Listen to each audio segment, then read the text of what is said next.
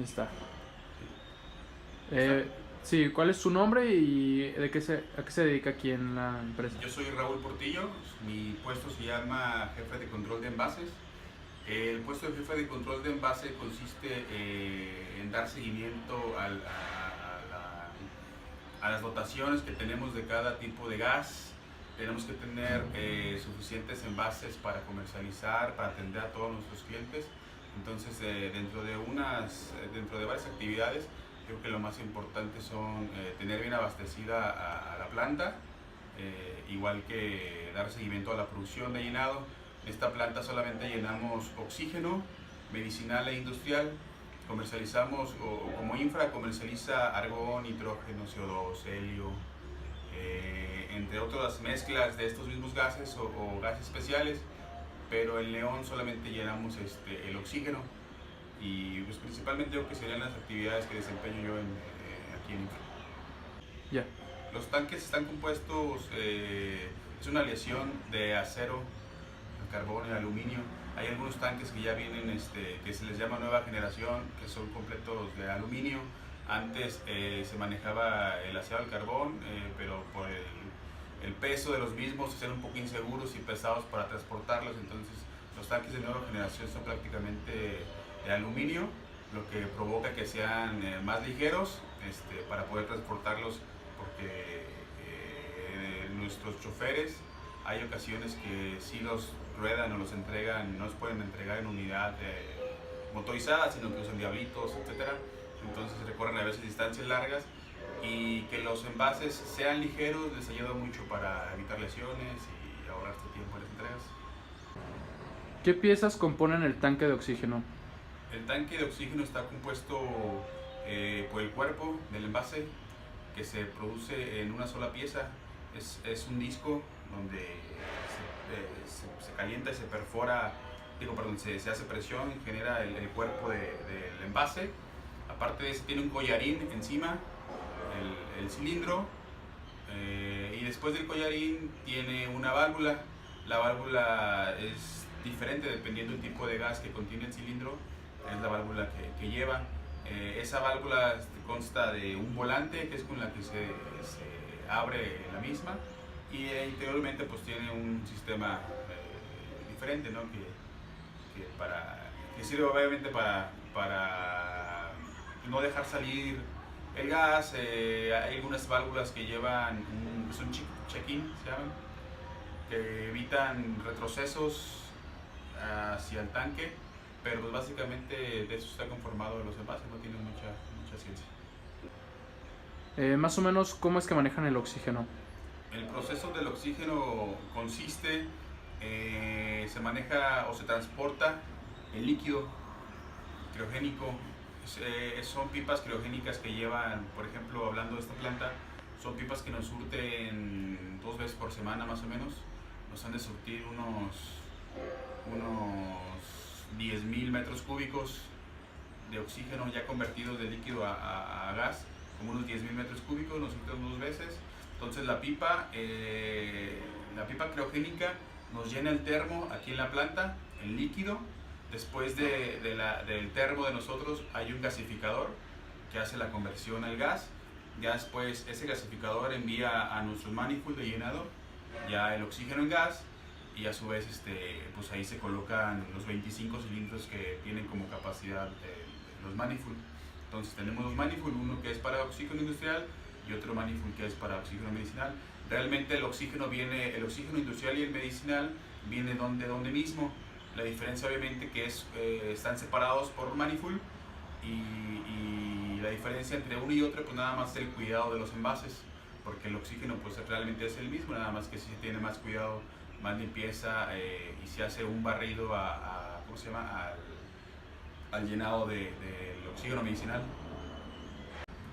Bueno, la siguiente pregunta sería, ¿cuál es el proceso de inyección de oxígeno al tanque, de oxígeno medicinal? Sí, el proceso de llenado de nuestros tanques, como te decía, se llenan con le llamamos manifold. Un manifold es una línea, digamos, de tubos, una línea de mangueras especiales que soportan grandes cantidades de presión o una gran presión. Tiene una capacidad de 25 cilindros. Esos 25 cilindros se conectan de una salida de flujo de este oxígeno. Se llenan a una presión de 2500 psi cada envase. El tiempo que se toma el manifold en llenar esos 25 envases es aproximadamente 55 minutos más o menos. Entonces se tienen que realizar varias pruebas antes de poder llenar esos envases. Se realizan pruebas de olfato. Nuestro llenador realiza pruebas de olfato para conocer o saber si el tanque que va a llenar es normal el olor, que no se llenó con otra cosa, con otra sustancia que pudiera ser peligrosa. Realiza pruebas de olfato, realiza pruebas de inspecciones de seguridad. Los envases en el cuello del mismo tienen normas de seguridad que son regidas o son supervisadas por una autoridad internacional. Entonces tiene normas universales los envases que se tienen que revisar. Esas normas son como la presión de trabajo a las que son realizados envases, las pruebas hidrostáticas. Las pruebas hidrostáticas son, por ejemplo, la garantía que tiene el llenador o la empresa que lo va a llenar al tanque de que va a soportar la presión que le van a inyectar, vaya. Entonces, Infra en este caso reconoce determinadas empresas productoras de cilindros para poder llenarlos. Entonces, el llenador tiene que hacer esa inspección de normas de seguridad, hace una inspección física también, es una inspección del estado físico del envase, que no tenga grasa, porque el oxígeno puede reaccionar con la grasa, y pues prácticamente es todo.